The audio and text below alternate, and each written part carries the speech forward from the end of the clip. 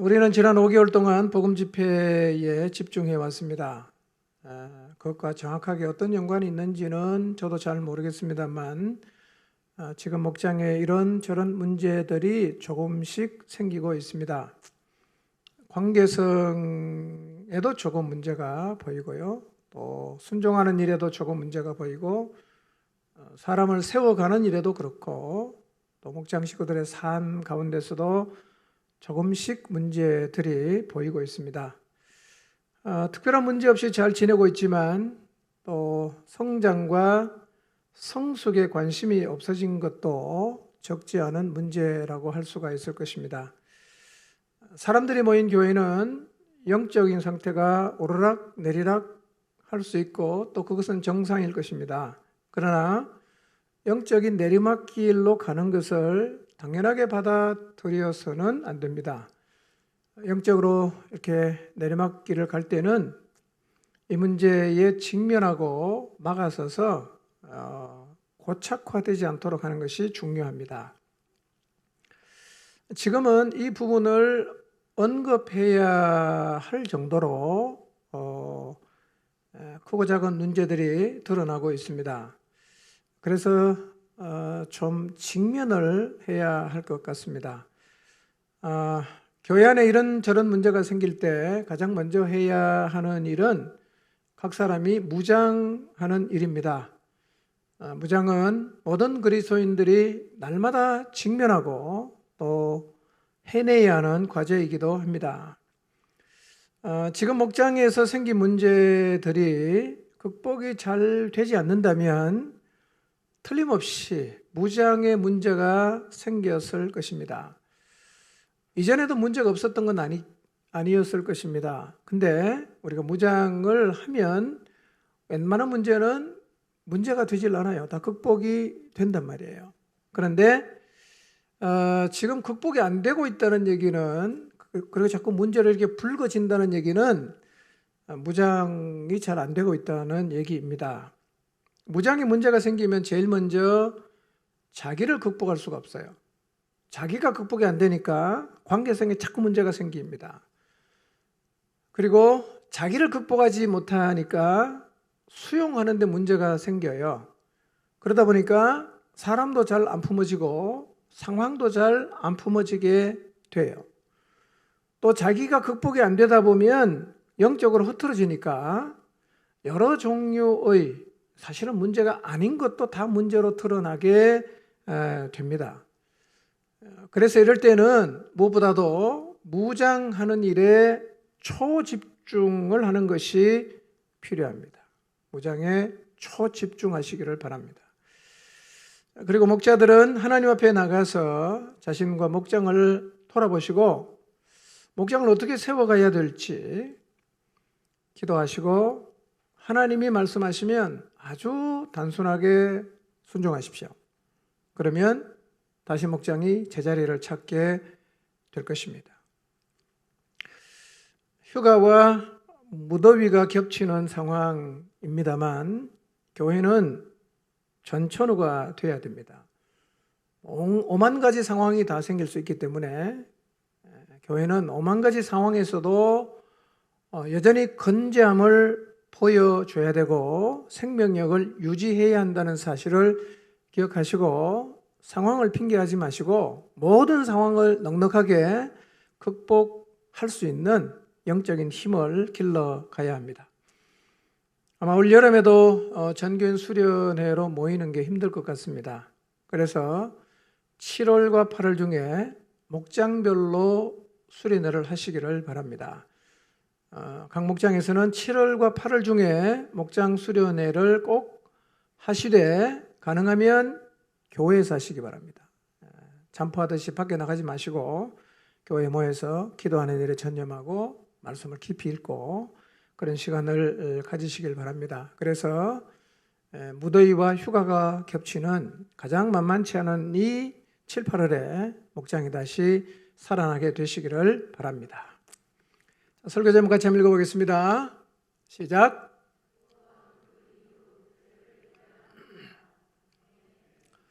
구원받았다고 하면 따라오는 게 있어야 돼요.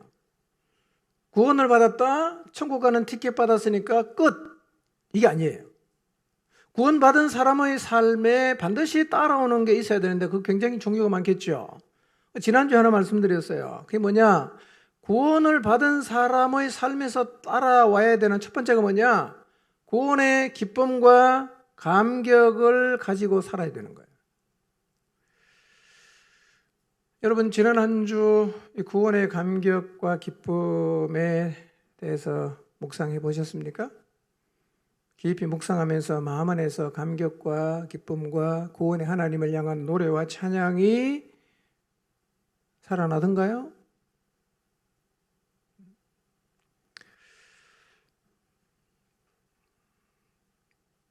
구원을 기뻐하고 구원의 감격을 가지고 구원의 하나님을 노래하고 찬양하는 것은 구원받은 자의 마땅한 바입니다. 이게 따라와야 진짜 그리스도인으로 사는 겁니다. 이게 따라와야 세상에 그리스도인이 어떤 존재인지를 우리가 보여줄 수가 있습니다. 왜 우리가 구원을 기뻐해야 합니까? 왜 우리가 구원을 즐거워해야 합니까? 지난주에 제가 5가지를 말씀드렸어요. 더 많지만. 여러분, 우리가 예수님 믿고 구원받음으로 하나님과 평화를 누리게 되었잖아요. 굉장한 감격이에요. 이전에 우리와 하나님 사이는 원수였습니다. 하나님이 너무 무서운 존재였습니다. 하나님 앞에 가면 죄 있는 사람 다 죽었습니다. 무시무시한 분이에요. 갈 수가 없어요. 그래서 지성소에 1년에 한 번 대제사장이 가지만 두려움을 가득 안고 나갈 수밖에 없었습니다. 그런데 우리가 예수 그리스도를 통해서 구원을 받음으로 하나님과 평화하게 되었어요. 자유롭게 나갈 수 있게 되었습니다. 아무런 두려움 없이 나갈 수 있게 되었어요. 감격이죠. 우리가 그분에게 이제 그런 관계 속에 설 수가 있게 된 것, 놀라운 감격 아닙니까? 구원은 하나님의 영광을 발할 수 있게 했습니다. 아직은 아니지만 그날 우리가 그분 앞에 서서 받게 될 그 영광스러운 미래를 바라보면서 기뻐할 수 있어요. 그래서 구원은 우리에게 기쁨을 가져다 주지요. 구원받은 사람은 환난 중에도 즐거워할 수 있습니다. 이게 우리의 자랑 아니겠어요? 다 힘들고 환난을 당하면 우지상하고 삶을 포기하고, 그런데요, 그리스도인은 그리스도로 인해 받는 환난을 오히려 즐거워합니다. 이게 그리스도인의 자랑입니다. 구원의 기쁨이죠. 뿐만 아니라 우리가 멸망해서 구원받았잖아요. 노래할 일 아닙니까? 홍해에서 구원받은 이스라엘 백성이 하나님을 노래하고 찬양하고 여인들은 춤을 췄어요. 이게 마땅한 반응이죠. 우리가 멸망해서 구원받았다면 그 하나님을 노래하는 것 지극히 당연한 일입니다. 뿐만 아니라 우리는 하나님의 진노에서 구원을 받았어요. 너무 감사한 일이죠. 찬양해서 마땅한 일입니다. 우리가 구원을 통해서 이 놀라운 것들을 다 받았어요. 그렇기 때문에 구원받은 자의 삶에는 감격이 있어야 됩니다. 즐거움이 있어야 됩니다. 구원의 하나님을 향한 노래와 찬양이 있어야 됩니다. 이게 진짜 예수님 믿는 사람들의 모습이에요. 오늘 어떤 모습으로 살아가고 있는가를 한번 돌아보십시오. 이 구원의 기쁨과 감격과 자랑스러움, 그분을 향한 노래와 찬양을 회복하시고 그 감격 속에 늘 살게 되시기를 바랍니다. 구원의 감격이 있어야 돼요.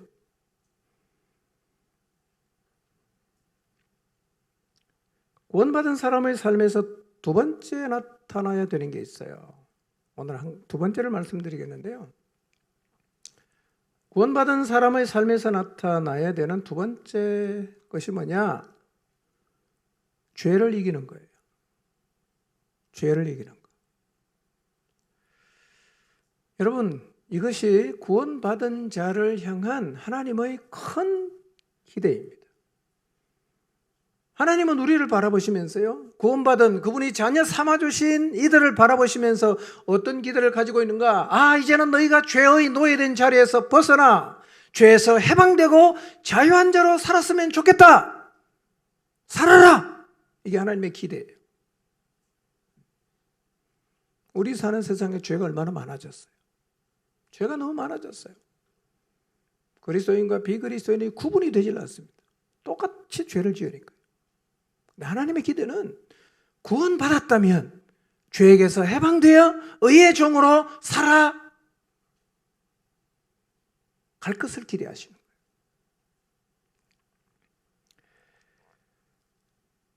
자, 우리가 받은 구원에 대해서 다시 한번 생각해 봅시다. 구원이 어떤 의미인가? 구원받았다는 것과 죄를 이긴다는 것이 과연 연관이 있는 얘기인가? 예, 깊은 연관이 있어요. 온 세상을 창조하신 하나님에 의해 우리가 지음을 받았습니다. 얼마 지나지 않아서 인간은 하나님을 떠나 사단에게로 갑니다. 그 다음부터 사단이 끄는 대로 끌려다녀요.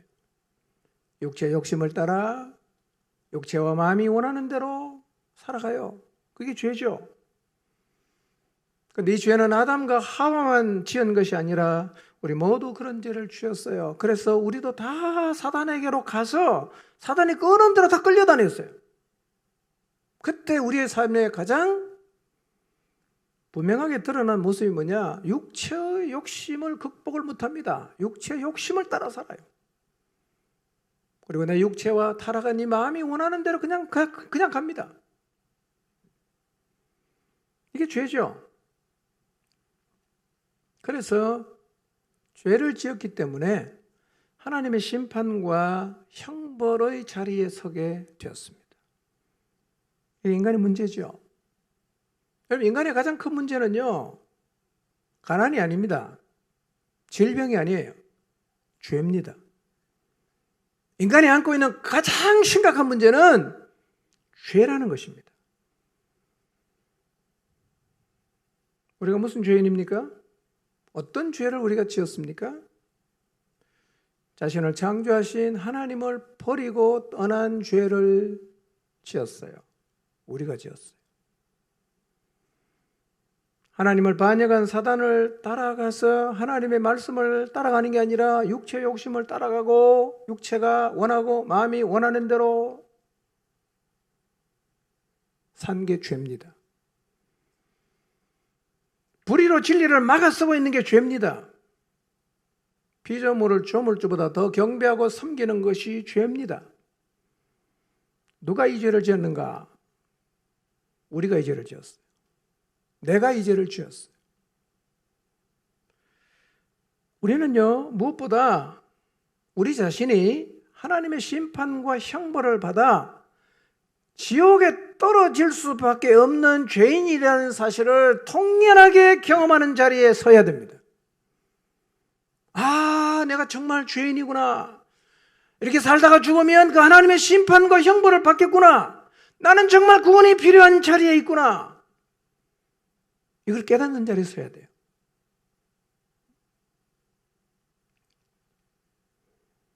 여러분, 죄가 왜 무서워요? 죄는 사실은 달콤하지요? 쾌락이 있지 않습니까? 그리고 죄는 일시간의 이익을 가져다 줄 수도 있어요. 속여보세요. 거짓말해보세요. 이익이 생겨요. 근데 왜 죄가 무섭습니까? 죄는 형벌이 있어요. 이게 무서운 거예요. 죄는 형벌이 있어요.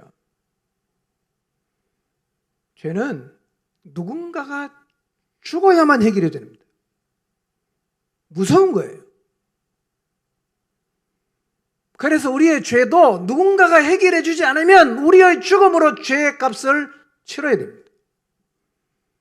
죄가 제일 무섭죠. 그래서 이렇게 형벌을 가져오는 죄를 하나님은 해결하셨는데 실체가 오시기 전에 모형을 보여주셨어요. 그 모형이 구약에 나와 있는 속죄의 제사입니다. 속죄의 제사가 뭐냐? 인간의 죄를 대속하기 위해서 짐승이 대신해서 죽는 제사를 일컫는 것입니다. 이런 제사의 모형을 통해서 보게 되는 게 뭐냐? 죄를 해결하려고 하면 반드시 피를 흘려야 돼요. 누군가가 죽어야 된다. 죄는 무서운 겁니다, 여러분. 누군가가 죽지 않고는 죄의 문제가 해결이 안 됩니다. 여러분, 이게 논리가 아니라 사실이에요. 여러분의 죄의 문제는 누군가가 죽지 않으면 해결이 안 돼요. 해결 안 되면 어떻게 되는가? 당사자가 죽어야 돼요. 그 죄가 문제입니다. 죄가 문제예요.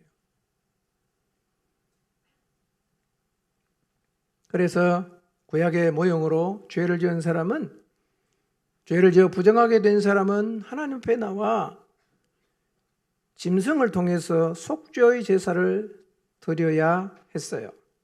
제사를 드리는 6단계, 첫째는 흠 없는 수송아지나 수양을 회막으로 끌고 오는 일부터 시작합니다.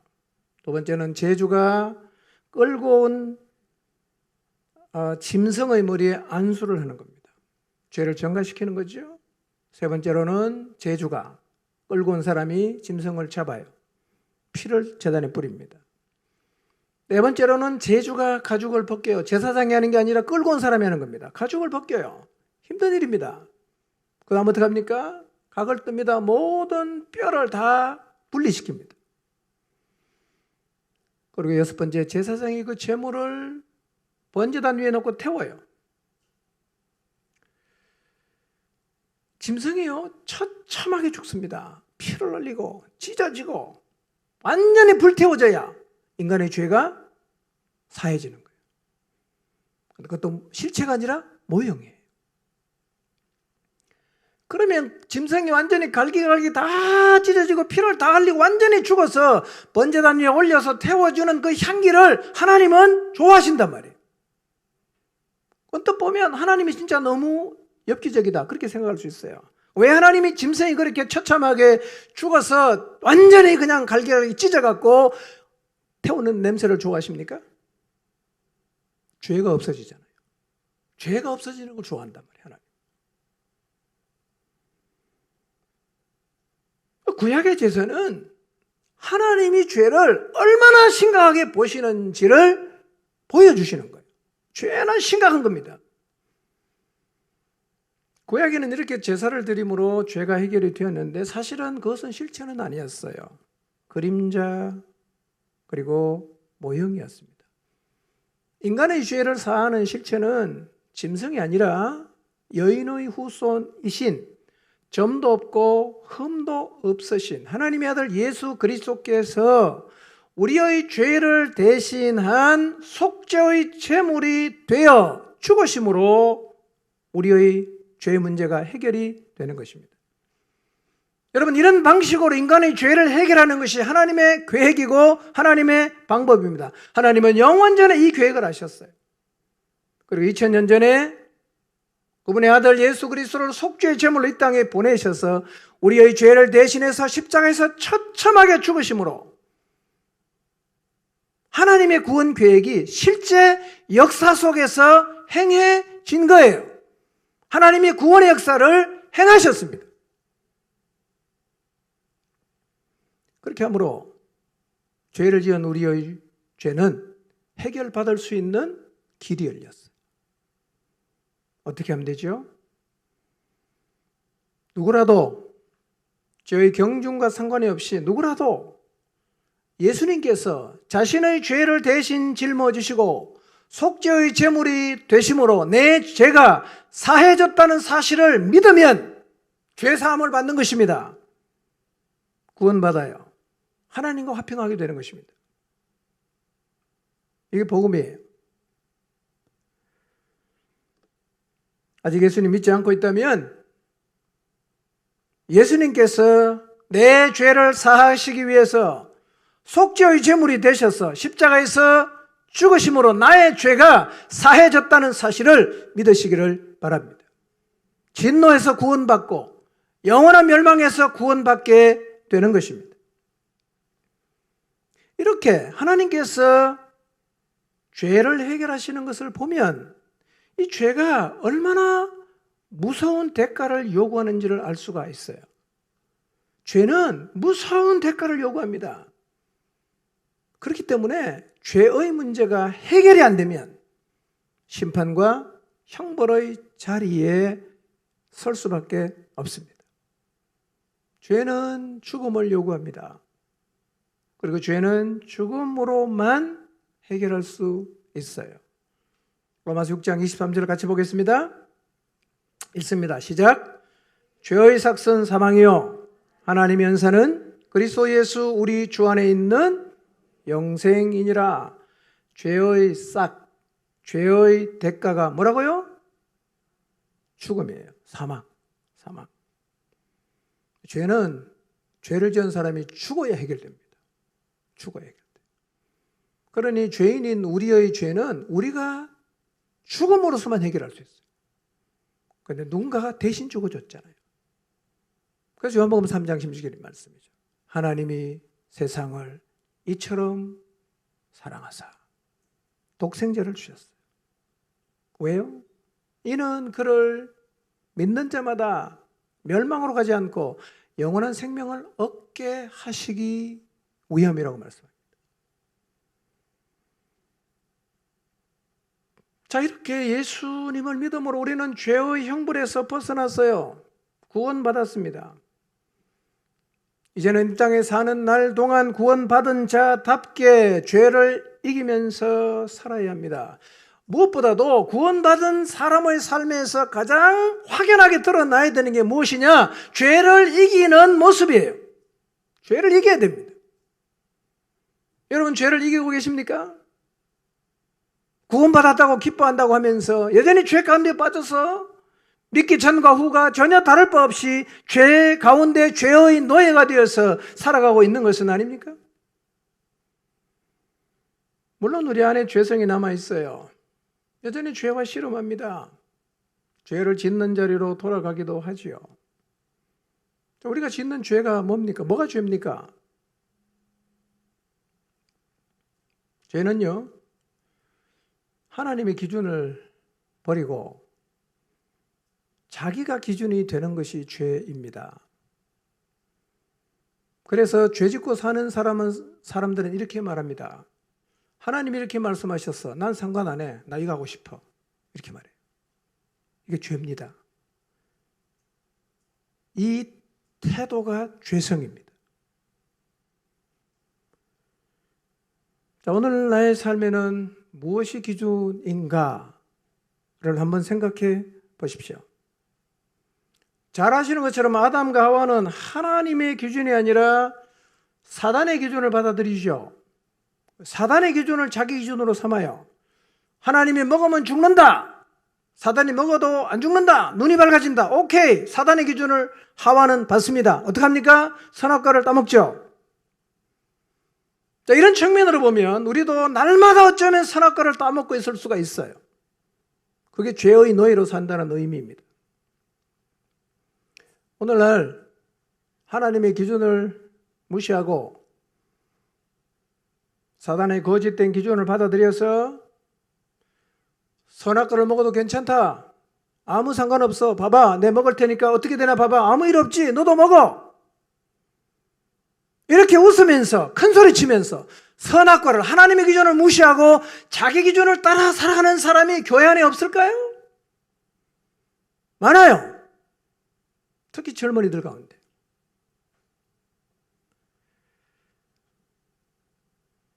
내 삶의 기준이 무엇인가 심각하게 생각해 보십시오. 우리 시대는요, 기준이 없어졌어요. 기준이 없어요. 이렇게 말하죠. 기준이라는 것은 원래부터 없는 거예요. 원래부터 없는 거예요. 이게 포스트 모던이라는 우리 시대의 철학이에요. 기준이 없다. 뭐가 기준이냐? 내가 기준이지. 내가 하고 싶은 게 선이다. 내가 하기 싫은 게 그 선이다. 안 하면 된다. 모든 기준이 뭐냐? 자기예요. 자기. 여러분, 시대를 살면서 시대의 철학에 영향을 안 받는 게 쉽지 않습니다. 어렵습니다. 쉽게 생각하지 마세요. 제가 볼 때는 오늘날 교회 안에 있는 많은 젊은이들이 이 포스트 모던의 철학을 그대로 받았어요.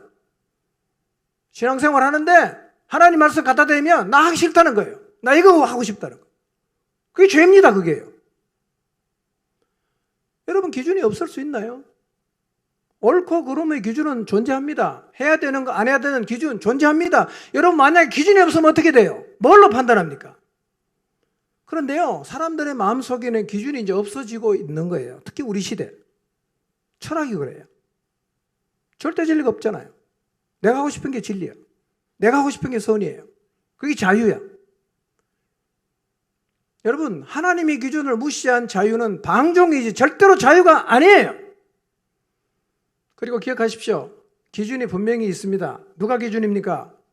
하나님이 기준이에요. 무엇이 기준입니까? 하나님의 말씀이 기준이에요. 내가 원하는 것, 내가 하고 싶은 것, 내가 편애하는 것, 이거 절대로 기준이 될 수가 없어요. 그것을 기준으로 삼는 게 죄란 말이에요. 그게 죄예요. 그러니까 자기 기준을 갖고 하나님의 기준을 무시하는 것은 하와가 하나님의 기준을 버리고 사단이 거짓말에 속아서 그걸 기준으로 삼고 선악과를 따먹은 거하고 똑같은 거예요. 특별히 젊은 사람들 정신 바짝 차려야 됩니다. 기준이 있습니다. 학교에서 뭐라고 가르치든 세상의 친구가 뭐라고 말하든 기준이 있어요. 뭐가 기준입니까? 하나님의 기준이에요. 하나님. 기준이 무너지면 다 쓸려가는 겁니다. 기준이 무너지면 삶 자체가 방종이 되는 겁니다. 유일무이한 우리의 기준, 하나님이에요. 그리고 하나님의 말씀입니다. 이걸 잊지 마십시오. 세상이 뭐라고 하든, 친구가 뭐라고 하든, 학교의 교수님이 뭐라고 하든, 기준은 하나님의 말씀이에요. 아멘입니까? 떠나가면 그 죄예요. 우리는 기준을 만들 수 있는 사람이 아니에요. 기준은 하나님이 정하는 거예요. 하나님 자체가 기준이에요. 또 한 가지 죄가 뭐냐? 육체의 욕심을 따라 육체와 마음이 원하는 대로 하는 거예요. 육체의 욕망, 얼마나 성적으로 타락인지 몰라요. 얼마나 타락인지 몰라요. 그냥 눈이 맞으면 여관으로 가요. 눈이 맞으면 처음 봐도. 이게 육체의 욕망을 따라 살아가는 거 아닙니까? 이게 죄입니다, 여러분. 결혼할 때까지 성적인 순결을 지켜야죠. 지켜야죠. 우리 시대와 안 맞는 소리죠. 성적인 것만 있는 게 아니에요. 육체의 욕망을 따라서 짓는 죄는 종류가 너무 많아요. 그런데 육체의 욕망을 이기지 못해서 늘 육체가 원하고 마음이 원하는 대로 자기 마음대로 살아가요. 망아지처럼 살아갑니다. 말도 안 들어요. 자기 마음대로 삽니다. 그게 죄입니다, 그게. 우리는 하나님에게 묶여야 됩니다. 하나님의 기준 앞에 서야 돼요. 그래야 우리의 삶이 정돈이 되는 겁니다. 그래야 보이는 거예요. 인생이 뭔지 보인단 말이에요.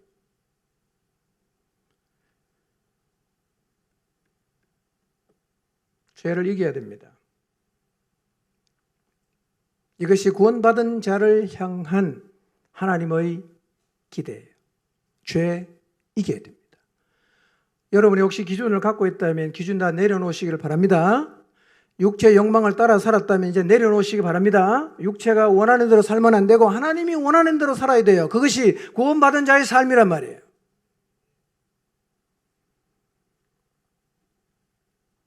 어떻게 죄를 이길 수 있을까요? 현실을 돌아보면 참 죄를 이기는 게 간단하지 않죠. 죄는 정말 찰거머리처럼 달라붙어서 안 떨어집니다. 떼내고 싶은데 안 떨어져요. 어떨 때는 하면 안 된다는 건 알지만 계속 그 죄를 지어요. 반복해서 짓습니다. 습관적으로 지어요. 그 죄의 자리에서 벗어나지 못하고 구원받았지만 죄의 노예가 되어 살아가는 사람이 적지 않습니다. 어떻게 죄를 이길 수 있을까요? 우리는 죄를 이길 수 있는데요. 어떻게 이길 수 있냐? 첫 번째, 우리는 죄에 대해서 죽었어요. 죄에 대해서 죽었습니다. 자, 1절, 2절을 한번 보겠습니다. 자, 읽어볼까요? 시작. 은혜를 다하게 하려고 여전히 죄 가운데 머물러 있어야 하겠습니까? 그럴 수 없습니다. 우리는 죄에는 죽은 사람인데 어떻게 죄 가운데서 그대로 살 수 있겠습니까? 자, 이전에 우리는 법 아래에 있었어요. 율법 아래에 있었습니다. 법은 해라 하지 마라 명확하죠? 근데 그걸 안 지키면 어떻게 되죠? 죄가 되잖아요. 죄에 묶이는 거죠. 법이 있으면 묶인단 말이에요. 근데 예수님이 오셔서 법을 폐하시고 우리를 어디로 부릅니까? 은혜 아래로 불렀어요. 은혜 아래로 불렀어요. 은혜 아래에 있으면 어떤 죄든 다 용서를 받아요.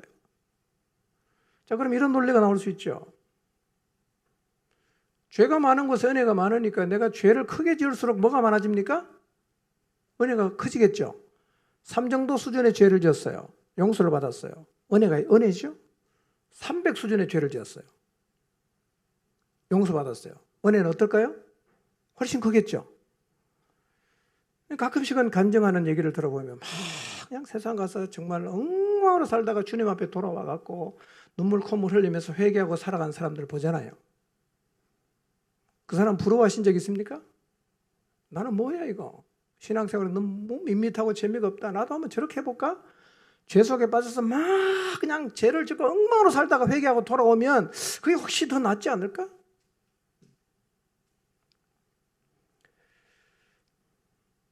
어차피 어떤 죄를 지어도 하나님이 다 용서하실 거니까 죄 안 짓고 밋밋하게 메마르게 신앙생활하는 것보다는 죄를 많이 짓고 그래서 상대적으로 은혜를 더 많이 누리며 사는 것도 괜찮겠다. 그런 생각을 혹시 해보신 적 있습니까? 성경은 이렇게 말하죠. 2절을 보세요. 그럴 수 없습니다. 그럴 수 없습니다. 이것은요, 단호한 부정이에요. 이런 얘기입니다. 택도 없는 소리 하지 마라. 말도 안 되는 소리 하지 마라. 그런 얘기예요. 왜냐하면 우리가 죄에서 죽은 사람인데 죄에서 이제 구출을 받았는데 어떻게 다시 죄의 자리로 돌아가겠냐 하는 것입니다. 그럴 수 없다. 절대로 그러면 안 된다. 그렇게 말하고 있습니다. 우리는 죄에 대해서 죽었어요. 이 죽었다는 말이 과거형이거든요. 고린도서 15장에서 사도 바울이 말하고 있는 나는 날마다 죽는다는 의미에서 죽는 게 아니에요. 완전히 과거 어느 시점에서 죽었어요. 완전히 죽었어요. 자, 근데 이상한 일이 있어요. 죄에 대해 죽었잖아요. 믿으면. 그렇죠? 왜 또 죄를 지을까요? 죽었는데. 이게 우리 딜레마예요. 어떻게 죄를 이기냐? 성경이 분명히 죽었다고 하는데 난 또 죄를 지어요.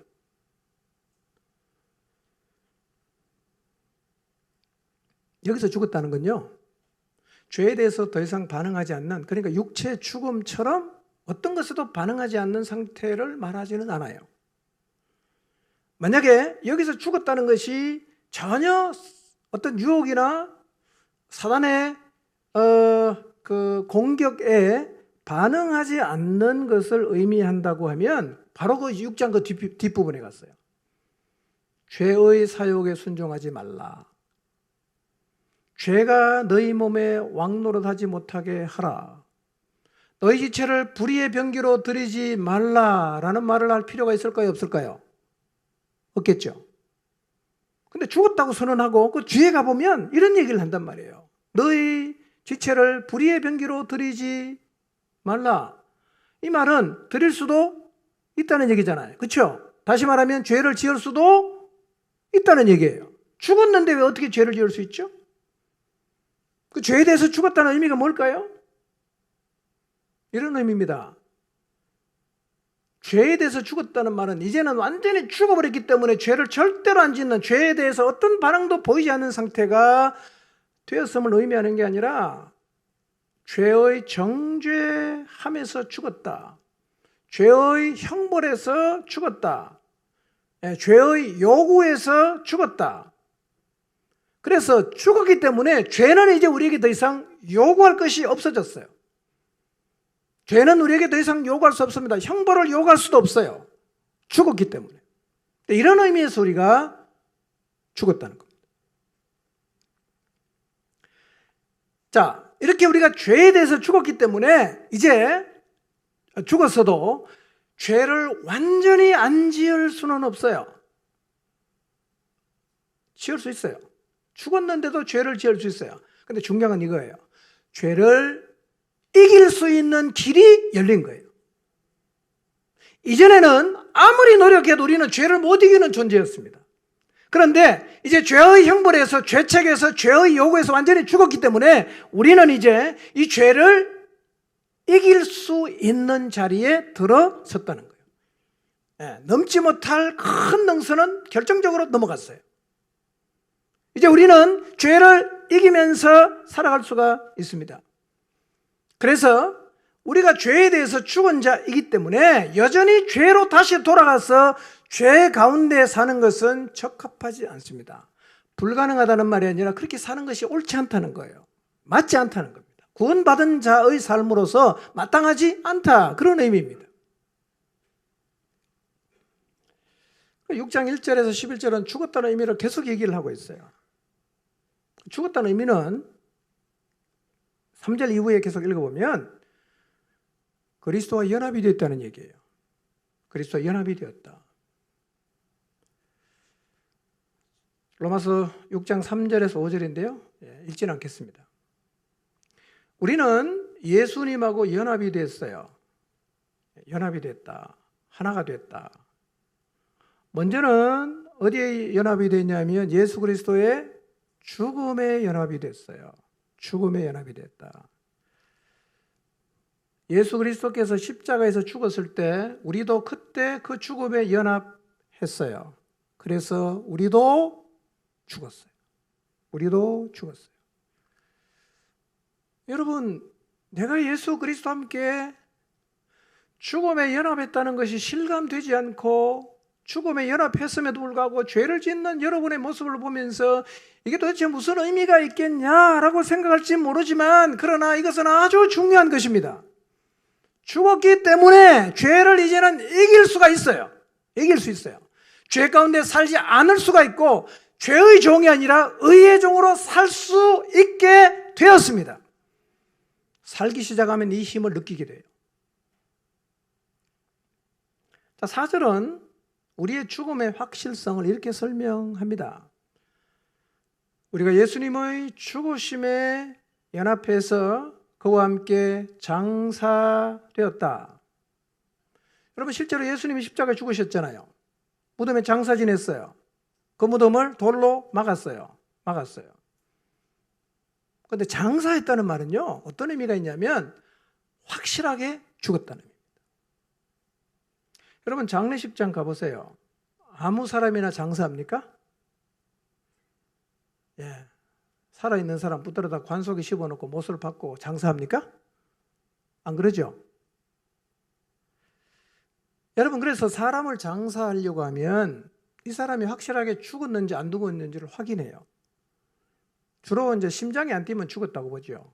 근데 요즘에는 뇌가 죽어도 죽었다고 봅니다. 자, 뇌가 죽었어. 그러면 사람은 소생이 안 되거든요. 그럼 뇌사 판정을 내려요. 근데 숨은 쉬고 있어요. 관속에 넣는 게 어떨까요? 이게 죽었다고 해도 쉽지 않단 말이에요. 사람은요, 아무나 장사를 안 해요. 그런데 예수님을 장사했죠. 그래서 예수님이 십자가에 달려있을 때 뭘 확인합니까? 죽었는지 확인하는 거예요. 옆에 있는 사람은 다리를 꺾고요. 안 죽었으니까 다리를 꺾어서 죽여요. 근데 예수님한테 와보니까 죽었어요. 확인 죽음이 뭡니까? 창을 옆구리를 확 찌르는 거예요. 피와 물이 다 쏟아졌어요. 완전히 죽었어요. 그러니까 뭐합니까? 장사하잖아. 그래서요, 병원에서도 사람이 병으로 앓든 사고든 죽었다고 하면 그냥 바로 관속에 못 넣고 반드시 의사의 사인이 있어야 됩니다. 이 사람 확실히 죽었다. 의사가 사인을 하고 사망 증명서가 있어야 장사할 수 있어요. 이게 무슨 말이냐? 장사를 했다는 말은 확실하게 죽었단 말이에요. 누가? 우리가. 확실하게 죽었어요.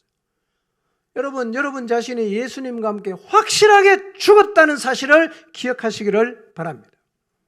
그래서 성경이 이렇게 말해요. 우리가 그의 죽으심과 합하여 침례를 받음으로 그와 함께 뭐가 됐어요? 장사됐다. 이 말은 우리가 확실하게 죽었다는 말이에요. 여러분이 못 느껴도 죽었어요. 여러분이 죽었다는 사실을 잊지 마시기를 바랍니다. 그래서 우리는 이제요, 죄의 종으로 살지 않을 수가 있습니다. 죄의 종으로 살지 않을 수가 있어요. 자, 근데 6절을 보면 우리의 무엇이 죽었는지를 이렇게 설명하고 있어요. 자, 6절 한번 읽어볼까요? 6장 6절. 읽습니다. 시작.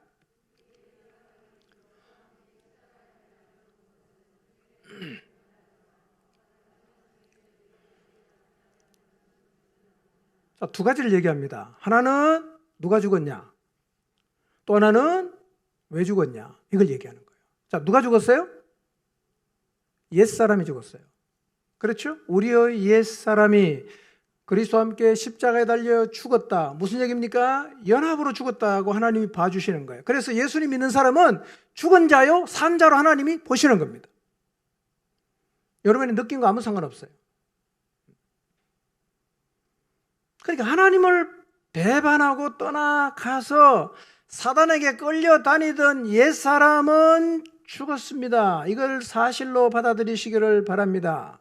왜 죽었는가? 우리의 옛사람은 왜 죽었는가? 하나님은 왜 우리를 예수 그리스도의 십자가에 연합해서 죽음을 경험하게 하셨는가? 다음 이렇게 말하죠.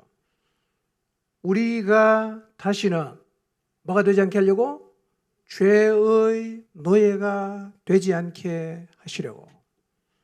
왜 예수님께서 우리를 그리스도의 십자가에 연합해서 죽게 하셨냐면 우리가 이제는 구원받았으니까 더 이상 죄의 종으로 살지 않게 하기 위해서 그렇게 하셨다는 거예요. 죄의 종으로 살지 않게 하려고 우리가 예수 그리스도의 죽음에 연합했어요. 이게 하나님의 계획입니다. 이게 하나님의 기대예요. 하나님은 예수님 믿고 구원받은 여러분 모두가 이제는 죄의 노예로 살지 않기를 원하세요.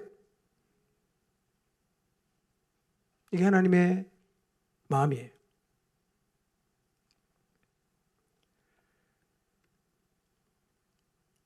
우리는 죽음에만 연합한 게 아니에요. 어디에도 연합했습니까? 부활에도 연합했어요. 4절과 5절인데요. 읽지 않겠습니다. 눈으로 보십시오. 자, 우리 옛사람은 완전히 죽었죠. 6절에 그랬습니다. 죽었어요. 4절 보면 우리가 그의 죽으심과 합하여 침례를 받음으로 그와 함께 장사되었나니 이는 아버지의 영광으로 말미암아 그리스도를 죽은 자 가운데서 살리심과 같이 그랬어요. 그리스도를 죽은 자 가운데 살리셨다. 아버지의 영광으로 그리스도를 죽은 자 가운데서 살리셨다. 영광이 뭐냐? 능력이에요.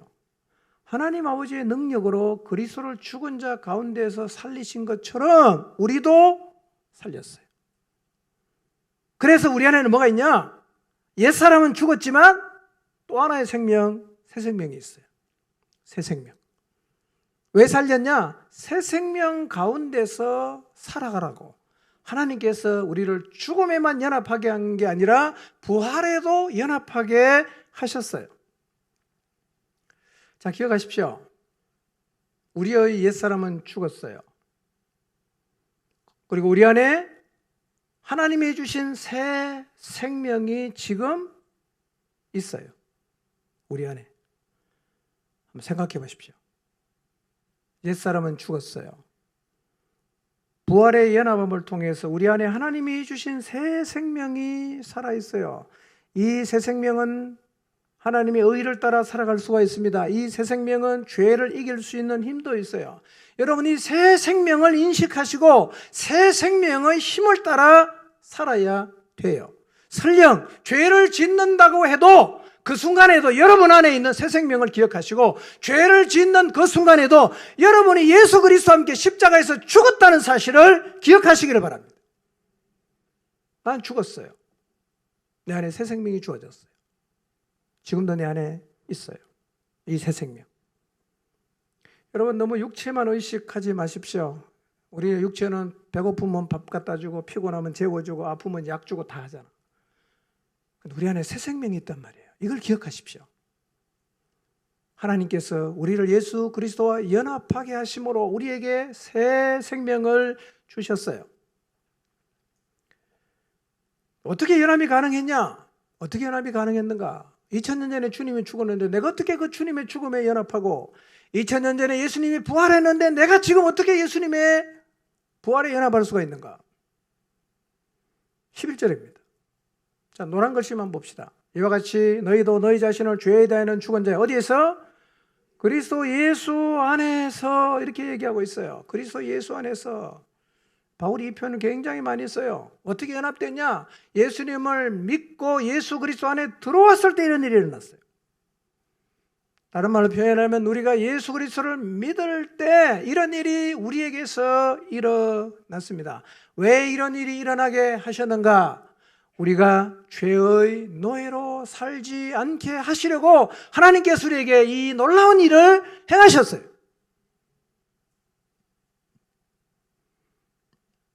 여러분 기억하십시오. 하나님은 구원받은 우리가 죄의 노예로 사는 걸 원하지 않으세요. 원하지 않으세요. 습관적인 죄를 짓고 계신 분 있나요? 안 되는 줄 알면서 반복하는 죄를 짓고 있습니까? 죄를 끊지 못하고 계십니까? 그 죄의 노예가 된 거죠. 하나님은 우리가 그렇게 사는 걸 원하지 않아요. 그 죄에서 벗어날 수 있어요. 일단 기억해야 될 것, 죽었어요. 내 안에 새 생명이 있어요. 여러분 이것이 의미 없는 교리가 아니에요. 실제로 우리의 삶에 영향을 줍니다. 영향을 줘요. 실제로 부활의 연합한 자에게 주어주신 이 새 생명은 죄의 노예에서 벗어나게 하는 엄청난 힘으로 작용합니다. 우리 이를 경험해 봐야 돼요.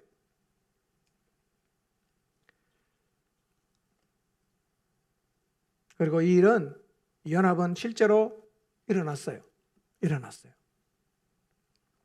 자, 그래서 세 번째, 죄를 이기려고 하면 어떻게 되냐? 자기 자신을 죄에 대해서는 죽은 자로 여겨야 됩니다. 나는 죄에 대해 죽었다. 나는 죄에 대해서 죽었다. 그 다음에 그리스도 예수 안에서 하나님을 향해서는 살아있다고 여겨야 돼요. 살아있다고 여겨야 됩니다. 6장 10절과 11절을 보세요. 11절에 이와 같이 너희도 너희 자신을 죄에 대하여는 죽은 자요 그리스도 예수 안에서 하나님께 대하여는 살아있는 자로, 계속 살아있는 자로 여기라는 말입니다. 계속 살아있는 자로 여기라. 계속 살아있는 자로 여기라. 이와 같이가 뭐죠? 이와 같이가 10절을 얘기하는 거죠. 이와 같이. 어떻게? 예수님께서 죄에 대하여 단번에 죽으셨어요. 부활하심으로 예수님께서 하나님을 향하여 살아나셨습니다. 그처럼 너도 그렇다는 거예요. 그러니 너 자신을 죄에 대해서는 죽은 자로 날마다 여기고 하나님을 향해서는 살아있는 자로 날마다 여기라는 것입니다. 여긴다는 말은 간주한다, 생각한다, 안다 그런 뜻이거든요. 여러분 예수님이 완전히 죽어서 무덤에 장사되셨어요. 그런데 그분은 사망에 매여 있을 수가 없기 때문에 사망의 권세를 깨치고 다시 살아나셔서 지금 하나님을 향해 살아계시죠. 하나님 우편에 앉아 계시지 않습니까? 그처럼 우리도 예수 그리스도와 함께 단번에 죽었습니다. 그리고 하나님을 향해 살아 있어요. 실제로. 그러니까 날마다 간주하고 생각하고 여겨야 됩니다. 나는 죽었다. 나는 예수와 함께 살았다. 날마다 생각해야 돼. 다시 한번 이 사실을 한번 생각해 보겠습니다. 자, 눈을 뜨시고 한번 여러분 자신에게 집중해 보십시오. 나는 죄에 대해서 죽은 자로 한번 여겨 보십시오. 나는 예수 그리스도와 함께 십자가에서 죽음으로 죄에 대해서 죽은 자로 여겨 보십시오. 그리고 이제 하나님을 향해 살아있는 자로 여겨 보십시오. 여러분이 의식하지 못할 수는 있지만 여러분 안에 새 생명이 살아있다는 사실도 생각해 보십시오. 사실이에요. 실제로 일어난 일이에요. 우리를 구원하기 위해서 예수 그리스도를 속죄의 제물로 내주셨던 것처럼 우리가 죄의 노예로 살지 않도록 하기 위해서 하나님은 우리를 예수 그리스도와 연합하게 하셨어요. 죄에 대해 죽고 하나님을 향해 살아있는 구원받은 자의 삶을 살아갈 수 있게 하셨어요. 그러니 어떻게 살아야 되겠어요? 하나님의 기대에 맞게 죄가 우리의 죽을 몸을 지배하지 못하게 해야 합니다. 로마서 6장 12절에서 14절입니다. 읽진 않겠습니다. 이제는 죄가 우리 죽을 몸을 지배하지 못하게 해서 몸의 욕망, 정욕에 굴복하는 일이 없게 해야 합니다. 우리의 몸을 불의의 병기로 내주지 말고 이제는 의의 병기가 되어서 우리의 몸을 하나님께 드리면서 살아야 합니다. 저는요, 요즘에 이전보다 더 죄를 이기게 만드는 힘을 많이 느끼고 있어요. 제 안에 그 힘이 있어요. 아주 신비한 힘이에요. 죄를 안 짓고 싶어요. 이길 수 있는 힘이 생겼어요. 죄가 제어가 됩니다. 새 생명 가운데 살아가는 게 진짜 가능하구나 하는 것을 경험하고 있어요. 도대체 이 힘이 어떻게 나왔을까? 제가 곰곰이 생각해 봤어요. 어떻게 내가 죄를 제어할 수 있고 새 생명 가운데 살고자 하는 열망을 가지게 되었을까를 생각해 봤어요. 이런 이유였던 것 같아요. 죄를 해결하기 위해서 피 흘림이 있어야 된다는 사실을 통해서 이 죄가 진짜 무서운 거구나. 그리고 이런 나의 죄를 사하시기 위해서 속죄의 제물로 예수님이 드려져서 처참하게 죽으셨다는 사실이, 그 사실이 저로 하여금 죄를 안 짓게 만드는 힘으로 작용해요. 내가 다시 죄로 돌아갈 수는 없어. 옛날처럼 살 수는 없어.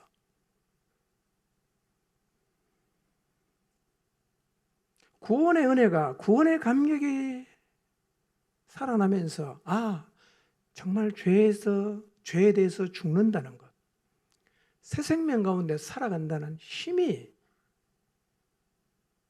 경험이 돼요.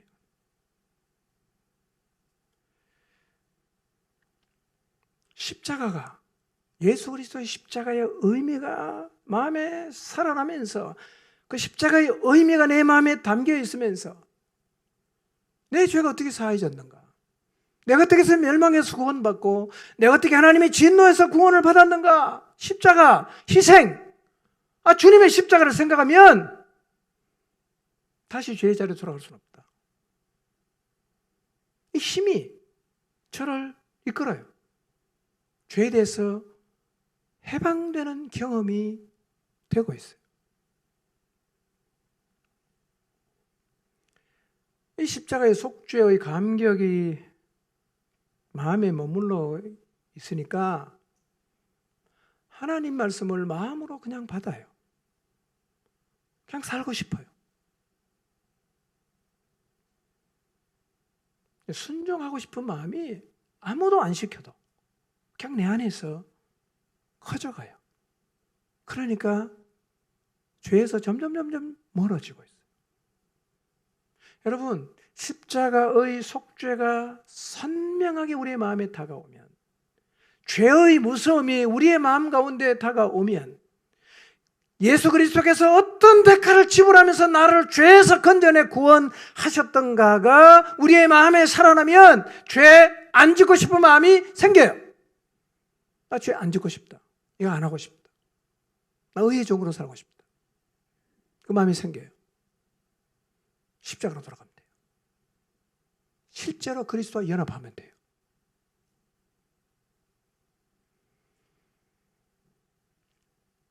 여러분, 죄를 이길 수 있다는 하나님 말씀은 사실이에요. 거짓말이 아닙니다. 우린 정말 죄의 종이 아니라 의의 종으로 살아갈 수가 있습니다. 로마서 6장 17절 18절 한번 볼까요? 한번 읽어보겠습니다. 시작. 그러나 하나님께 감사하는 것은 여러분이 전에는 죄의 종이었으나 이제는 여러분이 전에 받은 교훈의 본에 마음으로부터 순종함으로써 죄에게서 해방이 되고 의의 종이 되었다. 여러분, 우리가 십자가를 받아들이기는 전에는 다 죄의 종이어서요. 그때는 아무리 노력해도 죄의 종의 자리에서 절대로 못 벗어나요. 그런데 우리가 예수 그리스도와 연합해서요, 이제는 죄의 종된 자리에서 벗어나서 의의 종으로 살아갈 수 있게 되었습니다. 이 일은 이미 일어났어요. 아멘입니까? 이미 구원받은 모든 사람의 삶 가운데서 일어났습니다. 이제는 어떻게 하면 되냐? 교훈의 말씀에 마음으로부터 순종하면 돼요. 형식적으로 순종하는 게 아니라 마음으로부터 순종을 해보세요. 어떤 일이 벌어지냐? 죄에서 해방이 돼요. 그리고 의의 종이 됩니다. 교훈의 본에 마음으로부터 순종하면. 여러분, 죄의 무서움 마음으로 받아보세요. 대속의 은혜 마음으로 받아보세요. 죄에서 죽었다는 사실을 마음으로 받아보세요. 구원받은 내가 죄의 종으로 살아가는 것은 적절치 않다는 사실을 마음으로 받아보시고 순종해 보세요. 어떤 힘이 생기느냐? 죄에서 해방되는 힘이 생겨요. 신비한 거예요. 얼마 전까지만 해도 그 앞에 서면 그 욕망을 내가 뿌리칠 수가 없었는데 마음으로부터 순종하니까 그 죄에서부터 벗어날 수 있는 에너지가 내 속에서 나오는 거예요. 신비하고 놀라운 거예요. 그 놀라운 것은 이런 삶을 살아갈 수 있도록 구원받은 모든 사람을 예수 그리스도에게 연합해서 죄에 대해서 죽게 하셨고 하나님을 향해서 새 생명을 가지고 살아나게 하시는 일이 이미 일어났어요. 여러분이 지금부터 내가 그렇게 살겠다고 마음먹으면 일어나는 게 아니라 이미 다 일어난 일이에요. 우리는 죄에서 해방될 수가 있어요. 자, 6장 20절 21절 봅시다. 자, 결론입니다. 읽어보겠습니다. 시작.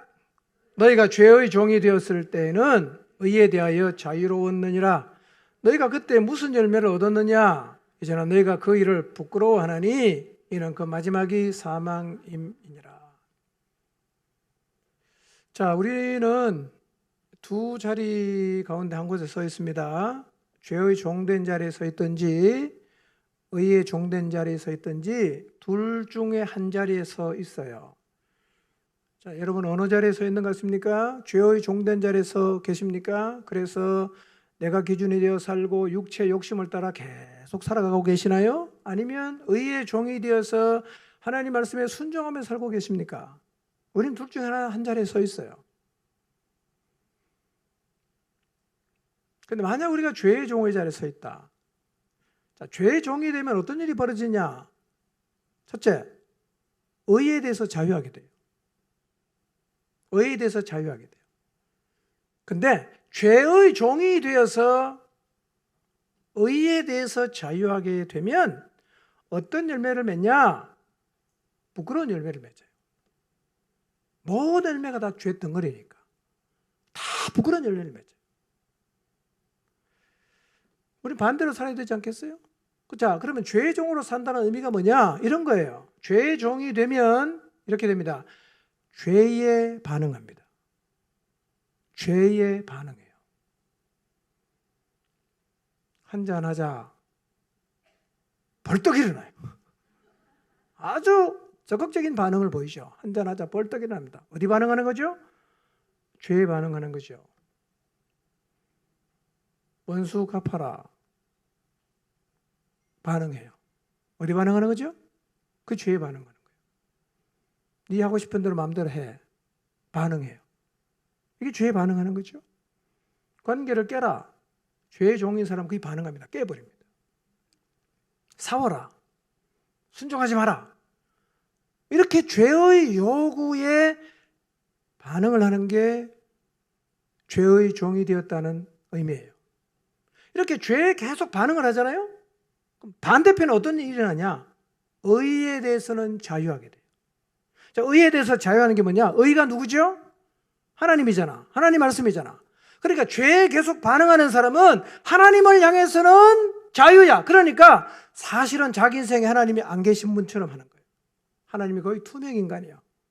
계셔도 상관없고 안 계셔도 상관없어요. 그리고 의의 요구에는 자유하잖아요. 그러니까 기도해라. 상관 안 해요. 성경 읽어야 된다. 상관 안 합니다. 섬겨라. 상관 안 해요. 순종해라. 관심 없어요. 사랑해라. 관심 없습니다. 다 통과해요.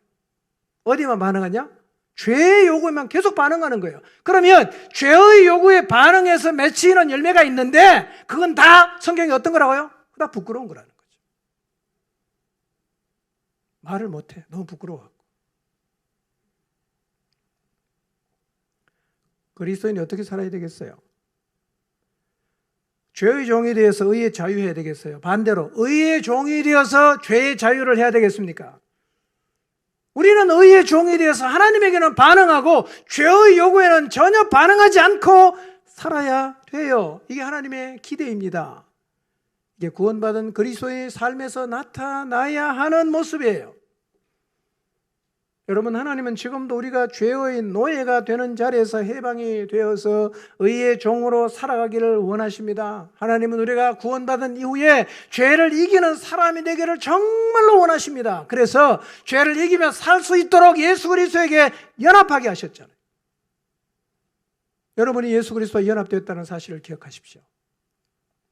그리고 내 옛사람이 확실히 죽었다. 그리고 내 안에 예수 그리스도의 부활의 연합함으로 새 생명이 이미 내 안에 있다는 사실을 날마다 생각하십시오. 나는 죽었다. 내 안에 새 생명이 있다. 하나님이 나를 이렇게 하신 이유는 죄의 종이 되지 말라고 하신 것이다. 늘 기억하세요. 그래서 서서히 아니면 단번에 죄의 종된 자리에서 벗어나서 하나님에게 반응하는 의의 종으로 살아가게 되시기를 주님의 이름으로 축원합니다. 기도하겠습니다.